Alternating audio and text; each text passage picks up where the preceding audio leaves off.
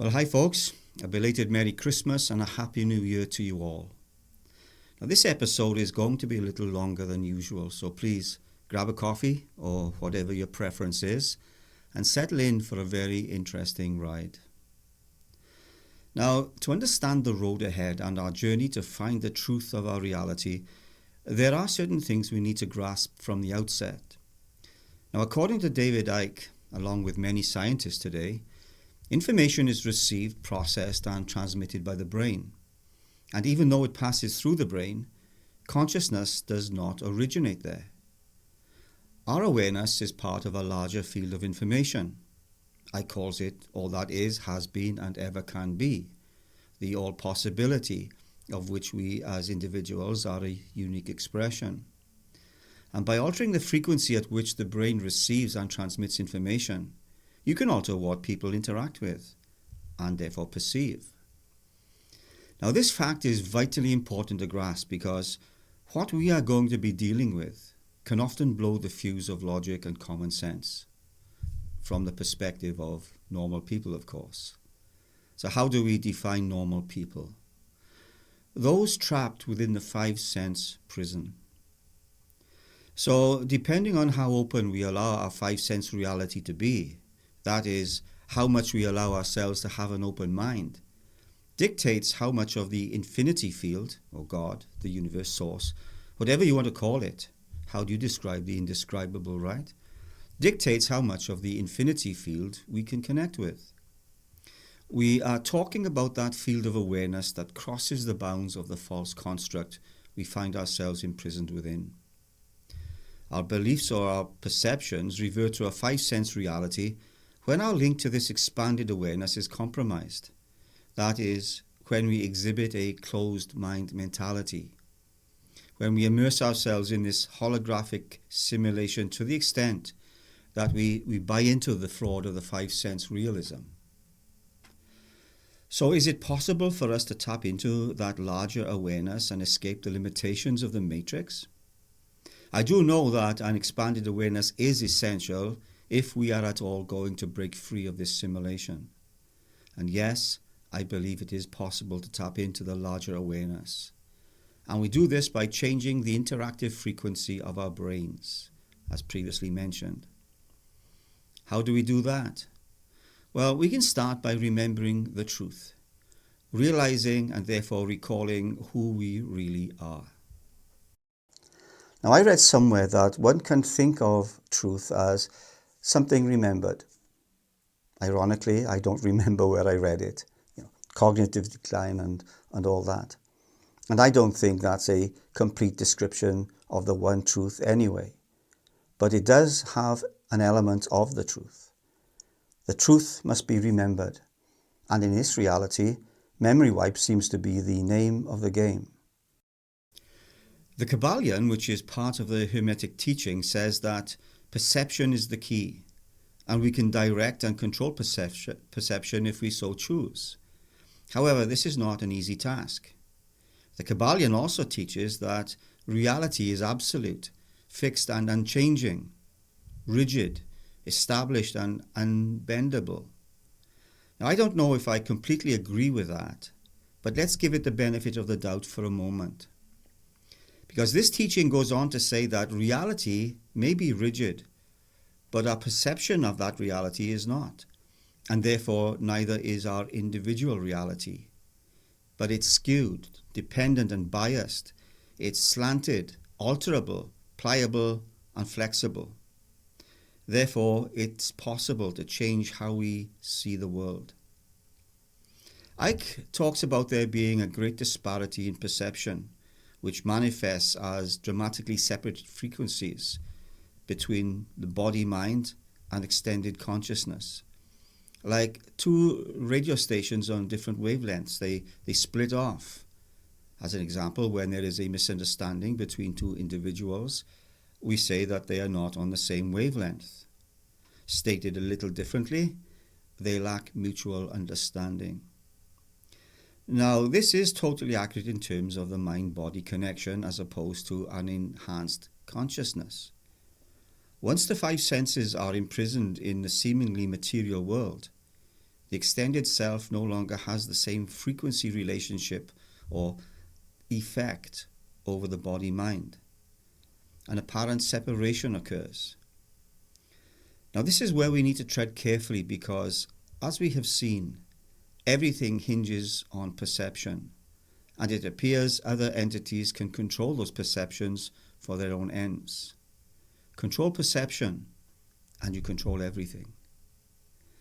In the five-sense reality, this happens to us every day through the propagandist media, by the way they control the information we receive or not receive, through the censorship on the so-called social media platforms, which are totally controlled by the three-letter intelligence agencies, and the educational structure, which has been entirely compromised by the system. Then there are the archons, parasitic entities feeding off our emotions. We can't exclude those little buggers. We will be taking another closer look at the archontic influence within the matrix in a later episode. This is why we must carefully evaluate our discernments or judgments according to reliable information. And that's a huge task by itself. I am not expecting anyone to blindly accept what I'm saying. I'm not blindly accepting the information myself. I'm constantly re-evaluating the evidence as I find it. We can only do the best we can with the data we have. Having said that, if we subscribe to a closed mind paradigm, afraid to believe anything, we might just be condemning ourselves to perpetual prison. If we refuse to even consider some of the more outlandish theories, we might be guilty of throwing the baby out with the bathwater, so to speak. And we don't want to be guilty of that. Not if we are serious about escaping the false construct. In the last video, I tried to outline a challenge I'm having in trying to decode the crazy reality we seem to be living in.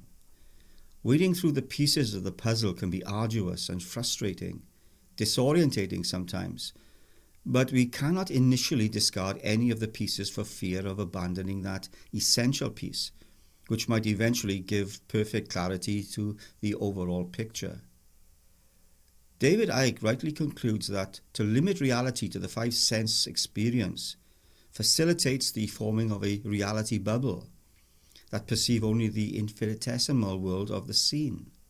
It could be a religious bubble, a political or cultural bubble, or even a philosophical one. We need to see beyond these restrictions to the infinity field beyond. We can't afford to ignore anything that may be relevant to our mission of discovery.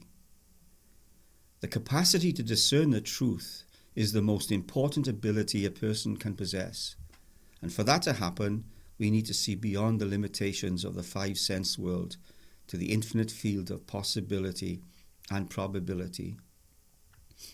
Most humans live within a perceptual prison of the five senses, and many of us are captives of our own presumptions. But I'm convinced that the infinity field, call it what you want, seeks to communicate with us, to free us from that restrictive confinement and open us to the source of all things, the life principle from which all things flow, that of which we are focal points, the divine presence, if you will, in whom we live, move, and have our being, as the New Testament states it. Tom Campbell, in his book on simulation theory, calls us individuated units of consciousness that come from the one consciousness. It all really amounts to the same thing. My conundrum of the last video involved two seemingly conflicting paradigms. The one involving the remote viewing model, that psychic ability to perceive events at a distance and often through time, and the other relating to Jason Brashears and the Archaix material. Remote viewing seems to view reality through the traditional Newtonian kind of classical physics model. The universe is real kind of thing. Or that's how I perceive it. Someone can correct me if I'm wrong. Now, before we continue, I need to give a quick explanation of something I said in the last episode, for fear I might be confusing some of you. I tend to do that a little, being a little confused myself. It's an age thing. I criticised Farsight for the way it communicated with an ET presence whom they called Harvey, they being Courtney Brown, and how Courtney presented this communication with Harvey as talking to an empty chair, and the unrealistic way he seemed to convey Harvey's message, being the interpreter.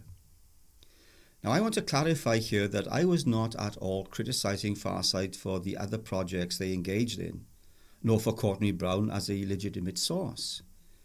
I respect Courtney very much and trust his assessments and explanation of many things. I was merely criticising his decision to portray communication with the so-called good ETs the way he did. I didn't think it was helpful. That's all I was really saying. He's done some other stuff in the past much like that. For example, where he's addressing the Galactic Council or something, and there is no one there, and he is supposedly speaking telepathically, mouth closed and making gestures as though he were speaking, while we listen to a recording of the speech, mimicking the telepathic process. Now, I know it's a show and he's only trying to make a point, but for me it's a little uncomfortable to watch sometimes, because it affects credibility. I just wanted to clear that up so there's no misunderstanding of my position where remote viewing is concerned, or the Farsight Institute for that matter, because the legitimacy of this practice plays a huge part in discovering the truth. Now, Courtney has just come out with an explanation of why he did this with Harvey. It seems I wasn't the only one unhappy with the show. The link is in the description. There is also an excellent interview with Courtney Brown conducted by Dr. Jeffrey Mishlove, who is a licensed clinical psychologist and host of the New Thinking Aloud YouTube channel. Again, I'll leave the link in the description. This is an excellent watch and will explain a lot regarding Farsight and Courtney himself, what they do, and the science behind their method of remote viewing. Archaix, on the other hand, sees reality as a simulation, or holosphere as they call it. But unlike other simulation hypotheses, this view is restricted to the world, or simulacrum, a copy. Nothing outside the simulacrum exists. For example, the sky and the night sky are just light shows. They're not real. The moon is not real, and we never went there. They are part of the holosphere, nothing more. But there is more to this. This explanation doesn't describe all reality. The base reality does exist outside of the holosphere. Archaix sees reality in this way. In one video, Jason uses the Nordic culture as an example, but which can easily be translated to other civilizations and belief systems. There is Asgard, or heaven, that which is beyond the construct. Then there is Midgard, earth, the construct, with Asgard around it and above it. Then Helheim, the underworld or hell. You see this idea in the hollow earth theory. And this is where Archaix believe UFOs, or UAPs as they're called these days, come from. This reality is just a construct, a copy of something real. Now, I do understand I'm simplifying this for the sake of brevity, but I encourage you all to go and view his website where he has tons of material. Again, I'll leave the link in the description. Now, these two paradigms form the essence of my conundrum. Now, you might ask, why not just dismiss the more outrageous of the two hypotheses? Occam's razor, right? Often attributed to a 14th century friar, William of Ockham. Occam's razor says that if you have two competing ideas to explain the same phenomenon, you should prefer the simpler one. Okay? But which, in your opinion, is the less outrageous? Seeing into the past, future, and to the ends of the universe remotely, or this world as a holosphere, a copy of the real? I have seen enough of Jason's work to believe that he is seriously onto something. Unlike me, this guy is no dullard. But Farsight's work is just as compelling. I've also seen how scary accurate remote viewing can be. And don't forget what I have just said about throwing the baby out with the bathwater. I tell you one thing, It's enough to give an old fogey like me a bad case of the hemorrhoids, I can tell you. And perhaps there is an explanation to cover all these bases. This is, after all, what this channel is all about. I think the best thing for us to do is look at examples of Brashear's work along with Farsight's, and only then decide. We might even find that the two hypotheses aren't mutually exclusive. I intimated in the last video that we will be looking at Jason's interpretation of the breaking of the 7 seals of the book of Revelation. So let's begin there. I'm the Grumpy Grandpa. I want the truth! You can't handle the truth!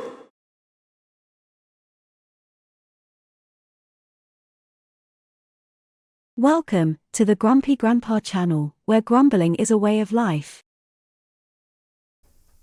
Now, let me take you back a couple of episodes. Do you remember this? Now, recently, the desire to find out what reality is all about has intensified. Something has changed in the world. Do you feel that? In 2020, something changed, profoundly impacting the whole world. Did you feel that change which started with the COVID crisis, with all the madness and regulations that took us by surprise? The sheer madness and breathtaking totalitarianism that reared its ugly head. When you entered a store and saw arrows on the floor indicating the direction you had to go, always maintaining that arbitrary number of keeping 6 feet apart. Scratching your head, totally bemused by it all. All the while listening to the institutional drumbeat. We follow the science. Amplified, of course, by the mainstream media. Seeing people like Anthony Fauci on the TV screen declaring, "I am the science," wearing 3 or more masks. And worst of all, seeing the total compliance of the bewildered herd, who marched in lockstep with the establishment drums. It was then that my search for the truth deepened. And recently all sorts of avenues have been presented to me in a synchronistic way. What is synchronicity, you might ask? Well, simply put, it's a phenomenon in which people interpret 2 separate experiences as being meaningfully intertwined, even though there is no evidence that one led to the other. There have been several synchronistic events in my recent search, which we will look at in a later video.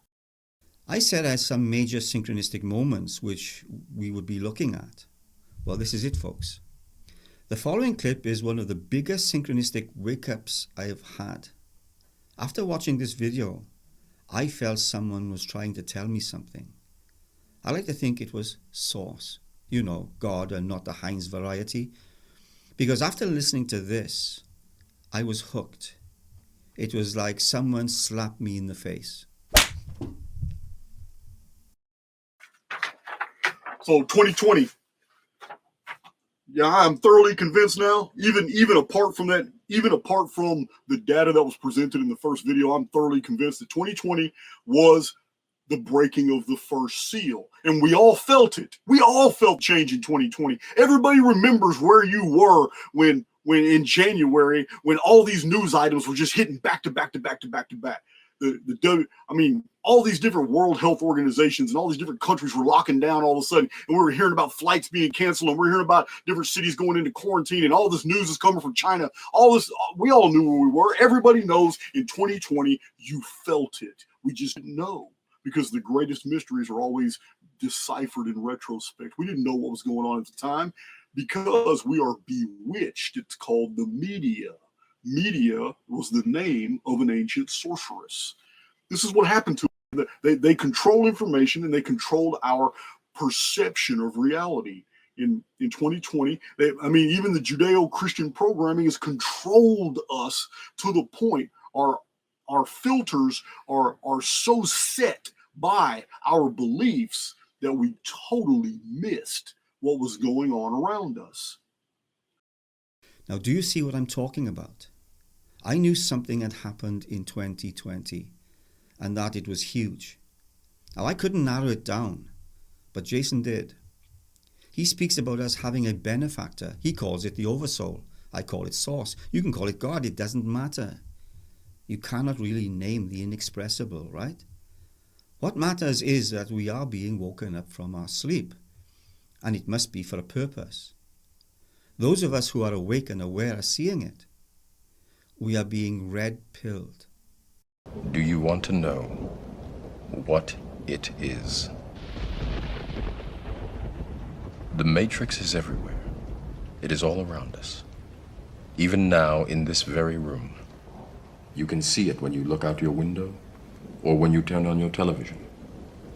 You can feel it when you go to work, when you go to church, when you pay your taxes. It is the world that has been pulled over your eyes to blind you from the truth. What truth? That you are a slave, Neo. Like everyone else, you were born into bondage, born into a prison that you cannot smell or taste or touch. A prison for your mind.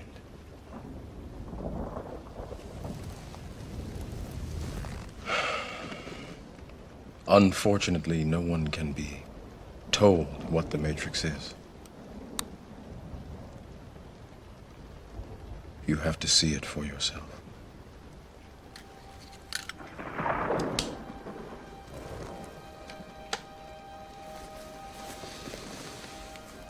This is your last chance.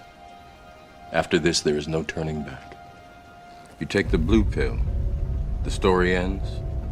You wake up in your bed and believe whatever you want to believe. You take the red pill, you stay in Wonderland, and I show you how deep the rabbit hole goes.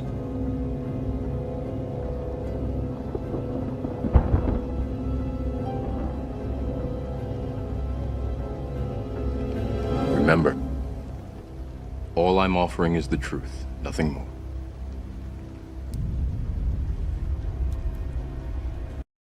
Remember, all I'm searching for is the truth, nothing more.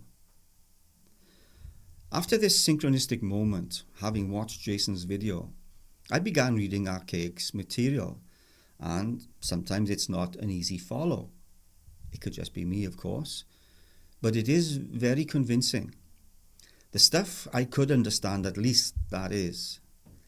I think it's more of me being awash with facts and intricate details than anything else. I was drowning in information most of the time. Now, I don't hold with everything that's claimed.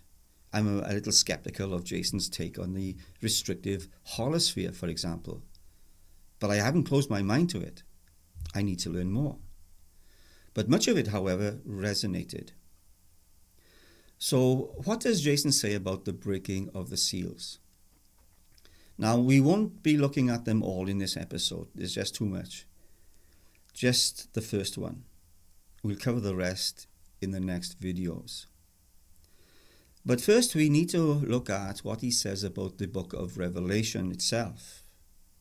Now, traditionally, the book of Revelation is believed to be written by the Apostle John, who is also usually identified as the author of the Gospel of John and the 3 epistles or letters of John. According to Christian tradition, the Apostle John received a vision while he was exiled on the island of Patmos, and this vision formed the basis of the book of Revelation.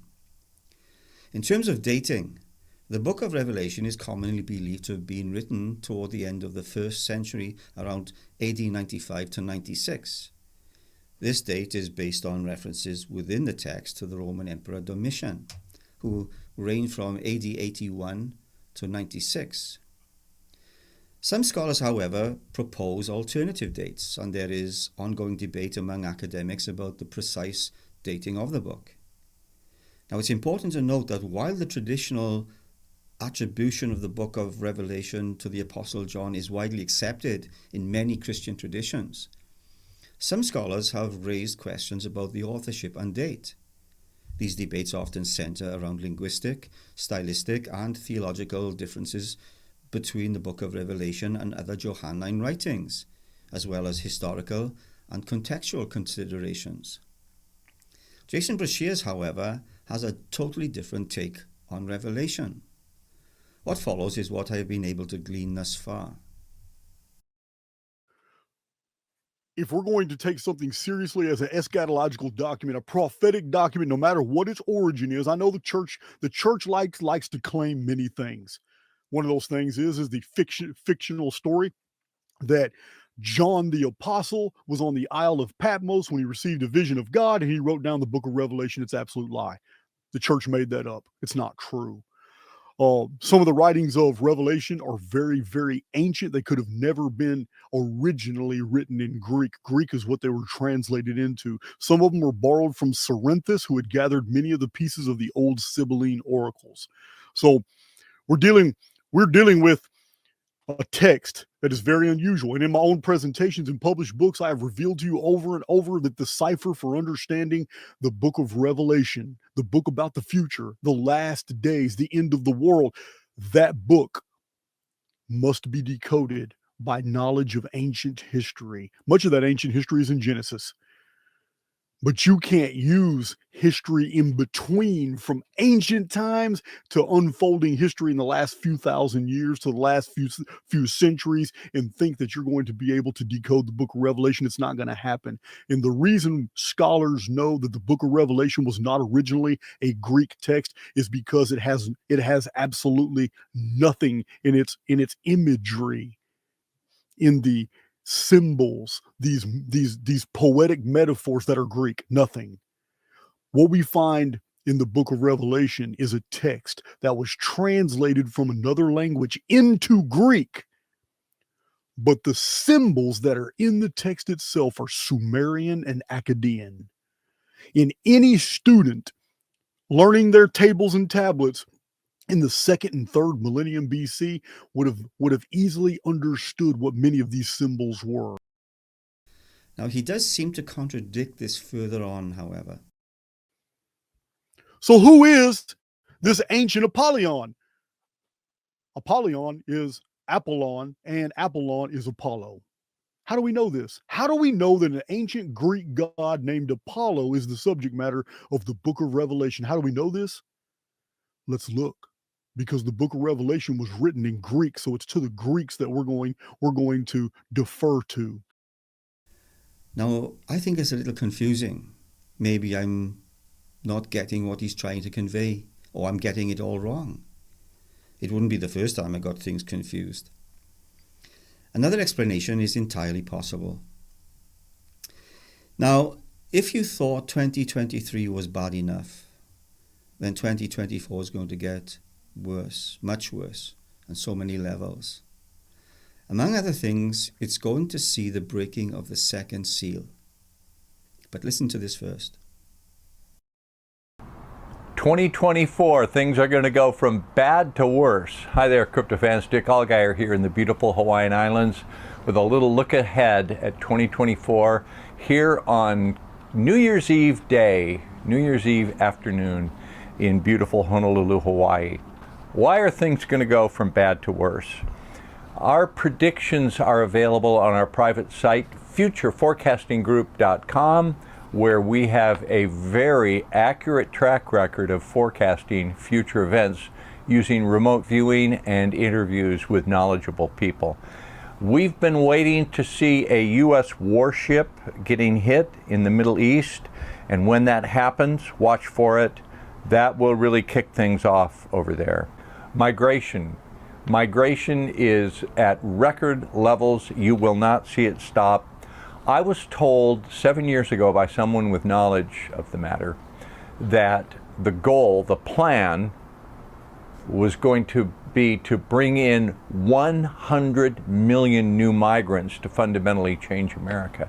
And at that point, 7 years ago, I said, 100 million, that's not, that won't be, we won't put up with that, that won't happen. We're now a third of the way there, at least a third of the way there. So if you look at these wonderful new migrants, you can see that most of them are fighting age men. The goal is to bring in 100 million of them. Nothing is going to stop that. They talk about immigration reform. They talk about, let's have some talk. Let's go to the border and take a look. Let's get something through Congress. Nothing is going to change it. Nothing is going to stop it. They're bringing in $100 million, and it's going to fundamentally change America to bring down the United States to go to a new form of governance for the human race. Whew, that's a mouthful. The election this year is going to be interesting. I'm old enough to remember 1968 when they held the Democratic National Convention in Chicago. That was a pivotal year. There were some really incredible riots on live TV in 1968 at the Democratic Convention. So we've come full circle. The Democratic Convention is back in Chicago, and Joe Biden will not be the nominee. They won't be able to push him out, well, unless he has health issues and steps aside. But if he doesn't want to go, they're going to have to push him out at the convention. That'll be real interesting. That'll be good to watch. And in Chicago, with as volatile as things are, could we see a return to 1968? Stay tuned. Well, 2024 is going to be an incredible year to live through, so buckle up. Now, as far as I can see, there is nothing to look forward to this year. The world is on fire, and the lunatics are running the asylum. It used to be that the beginning of a new year, there would be a lot of optimism for the coming months, but not these days. It seems it's only going to get worse. But it all started 4 years ago. According to Archaix, in 2020 we saw the first horseman arrive, the white horseman, Apollyon, and the breaking of the first seal, which brought in pharmakia, sorcery or witchcraft, to the earth in the form of COVID-19 and the pharmaceutical answer to it. It all starts in Revelation chapter 5, verses 1 to 4. And I saw in the right hand of him that sat on the throne a book written within and on the backside, sealed with 7 seals. And I saw a strong angel, proclaiming with a loud voice, Who is worthy to open the book, and to loose the seals thereof? And no man in heaven, nor in earth, neither under the earth, was able to open the book, neither to look thereon. And I wept much, because no man was found worthy to open and to read the book, neither to look thereon. Now the breaking of the seals is a wake-up period, not the tribulation, and is addressed only to those who overcome, or to the awakened. And the seals were broken by an individual who alone could break them. Now the implication is that those who overcome are going to go through something, an event or events. Jason admits our multiple life sims have brought us to this point. This is not the first time we have undergone a life experience. Reincarnation is a thing. The evidence is overwhelming, and we will look at this again in the future. But now, after experiencing all the previous life sims, reincarnations if you will, we have come here to this point, to the final purge, to put it in Jason's own words. Now this is only for those who are listening or looking. Over and over we are told to come and see, Jason says. Now there is an important fact we need to take note of here. Everything is patterned after the number 4. 4 beasts, 4 horsemen, 4 corners of the world, 4 colours which help us decode what's going on. This is based on the Greek calendar, the Olympiad. The Olympics are every 4 years, and the seals will be broken every 4 years. Remember this. This is Archaix material, not mine. And I would say that, contrary to Jason's claim that there are no Greek symbols here, this seems Greek to me. Again, maybe I'm missing something. Maybe this came with the translation into Greek. I don't know. Jason talks extensively about the tetramorph. Again, tetra meaning 4. The tetramorph is a symbolic representation in Christian art and theology, particularly associated with the book of Revelation. It consists of 4 living creatures, each with distinct attributes, often depicted as a composite of 4 beings. The 4 components of the tetramorph are man or angel, lion, ox or calf, and the eagle. According to Jason Brashears, the tetramorph relates to the calendar. It identifies calendrical systems. The lion is Leo, The bull, Taurus. The eagle, Scorpio. Only recently was it changed to a scorpion, apparently. Before that, it was a winged bird-like creature, an eagle. Some say it wasn't even an eagle, but a dragon or phoenix. And then we have the water bearer, Aquarius. So the tetramorph is drawing attention to the calendar. Now this is where Jason's expertise come in. He's a chronologist. In 2020, much of the world woke up. The breaking of the first seal was the pharmaceutical company's attack on the human race, and we all saw it. This is what will distinguish the breaking of the seals from other events. It must be noticed. Not an isolated little battle or war like the Ukraine and Russia. That's nothing compared to the breaking of a seal. If the war had been akin to the breaking of the seal, it would have been an all-out war, a worldwide phenomenon. That's not what we have. The breaking of the seals is something that will result in a global event. It is something that will get your attention. It will break the pattern to normal reality. Now, these are Jason's words, not mine. But I'm listening. The world had never seen lockdowns and restrictions to the likes of 2020. This is the pattern breaking he's talking about. People are still reeling from it. The sorcery of pharmakeia is seen more clearly now with all the new evidence coming out about the sleight of hand tactics of our worthy leaders. We saw countries like Canada, Australia and New Zealand stepping over the line of freedom to tyranny. Even here in the US and in Europe to varying degrees. They never followed the science. It was all deception. It was pharmakeia or sorcery. That's what the word pharmakeia means. We saw the near corpse in the White House initiate vaccine mandates, whether people wanted them or not. And if you didn't get them, you lost your job. It was the left that mainly pushed for all this insanity. Now there's a freaking surprise. When has the far left never pushed for a totalitarian solution to anything? And the end is not yet. Not by a long shot. The breaking of the seals will either wake you up or deepen your slumber.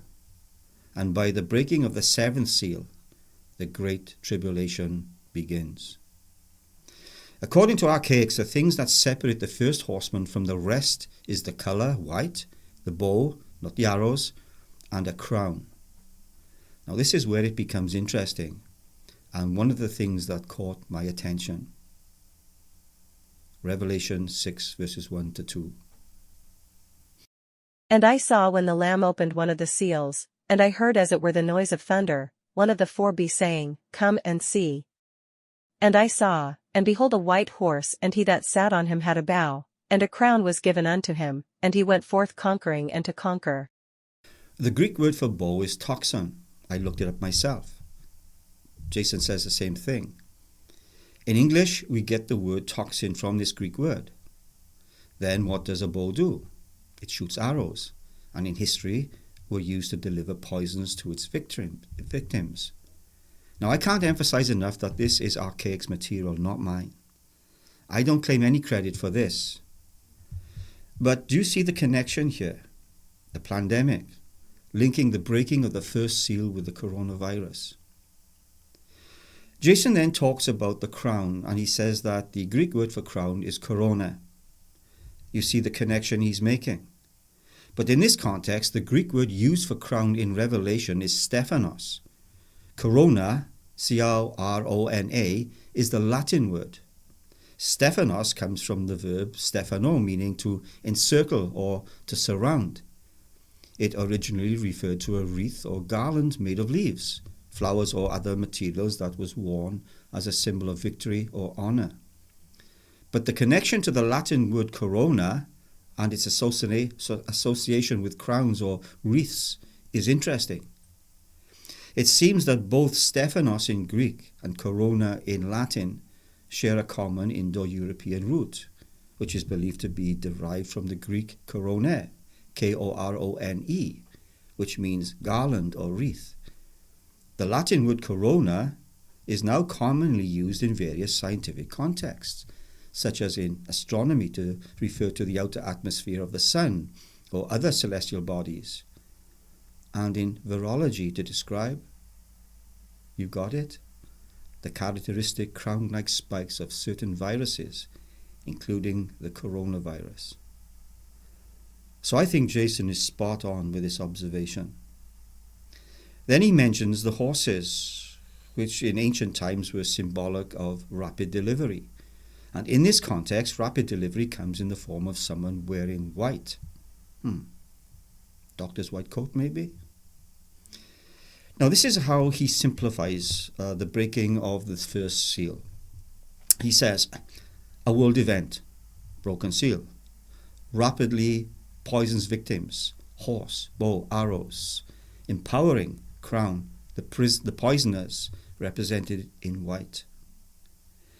So the four horsemen are four world events, the beginning of the breaking of the seven seals, which needs to usher in the reign of Apollyon, Abaddon in Hebrew. Here's where our focus should be trained. Apollyon means destroyer. And they had a king over them, which is the angel of the bottomless pit, whose name in the Hebrew tongue is Abaddon, but in the Greek tongue hath his name Apollyon. Jason tells us that Apollyon is actually the Greek god Apollo, and his throne is described like this, artist's rendition here. Notice he's carrying a bow. Apollo was the god of archery. His arrows spread pestilence. He was the god of prophecy also. And the ancient Greeks used to call Apollo the physician, because he was also the god of healing.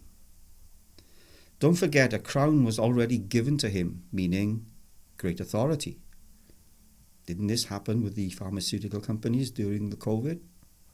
Didn't they decide on many things? Didn't governments defer to them with regard to the vaccine? Who gave them this great power? Another little tidbit for you. Jason claims Apollo had a wife named Corona. Now, this is not exactly correct. In Greek mythology, he had a number of relationships, and among them was Daphne, a nymph who was turned into a laurel tree to escape his advances. However, another notable relationship was with Coronis, a mortal princess who bore him a son named Asclepius, who is the god of medicine and healing, truth and prophecy. Fascinating. But it goes deeper. Asclepius was taught by Chiron, a white centaur, half horse, half human. They were masters of the bow and arrow. He also says that the term four horsemen is not found in the Bible. It is a Christian eschatological description of the four horses and the four seals of the apocalypse. Jason claims the first horse doesn't have a rider, but says the word was injected with the 1611 King James Version. Now, this is where I have a slight problem, because the literal translation using my Greek interlinear text goes like this, and Jason renders it the same way himself. And I saw, and behold, horse are white, and the sitting on it having a bow, and was given to him a crown. Now, sitting is the Greek word kathemenos. It's there more or less the same for all the four horses. Rider is not mentioned in any of the verses, so he's right about that. But who is sitting on the horse? The implication being it has a rider? Maybe, I guess. I did some New Testament Greek back in the day, and I can read a little of it and pronounce most of the words. I know how to look up the meaning of the words. And I don't understand why Jason is saying that there is no rider. I'm probably missing something again. And it might not even matter. But his argument for the first horse not having a rider is that this first horse is most likely Apollo as a centaur. And his reasoning goes like this. If the first horse is identifying an individual, it's identifying a hybrid. In the medical profession, for over 1,000 years, doctors have had to swear by the Hippocratic Oath. And in Greek, the word for horse is hippos. And the Hippocratic Oath began this way: I swear by Apollo the physician. And it went on in more detail, naming other gods. It's obviously changed over centuries, but that's how it started, and it's relevant for our study. Then we have Revelation 18:23. And the light of a candle shall shine no more at all in thee, and the voice of the bridegroom and of the bride shall be heard no more at all in thee, for thy merchants were the great men of the earth, for by thy sorceries were all nations deceived. Jason rightly claims this is a summary of the sins of the world's rulers as God is about to exercise judgment. Notice the end of the verse says, For by thy sorceries were all nations deceived. The Greek word for sorcery is pharmakeia, as in pharmaceuticals. Pharmakeia was a nymph who protected a well that issued poisonous water. Now, this is the etymology of our word for pharmacy, pharmaceuticals, and pharmacist. And if this isn't enough to catch your attention, then nothing will. Now, folks, this episode has already gone way beyond my usual time, so I'm going to leave it here. We will complete this in the next episode. But just as a carrot to dangle in front of you, know that according to Archaix, the focus of Revelation is to open the abyss. A portal needs to be opened so Apollo or Apollyon can come through. He came through in 2020. We are already in 2024, and the second seal is about to be broken. But that's for the next time. Until then. If you enjoyed this video, please consider subscribing to the Grumpy Old Buggers channel, so I can get some peace and quiet.